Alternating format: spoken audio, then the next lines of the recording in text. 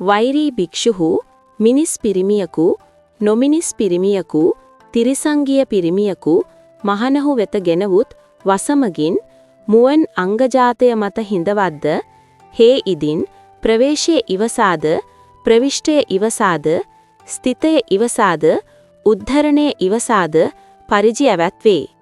වෛරී භික්ෂුහු නොයිවසාද ඇවැත් නොවේ.